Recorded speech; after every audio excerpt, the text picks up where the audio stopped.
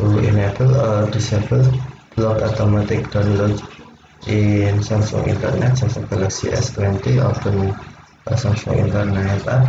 If you use the defaulting, you can open from home screen or Samsung Internet app icon, or from app screen.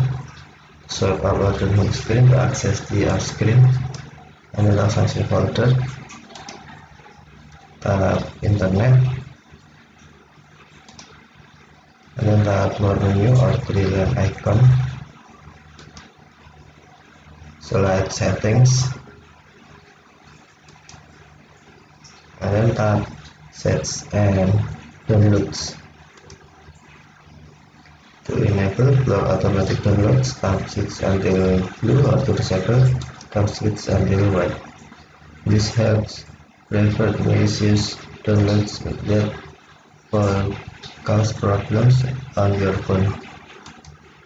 Tap switch until blue to enable, or tap switch until white to disable.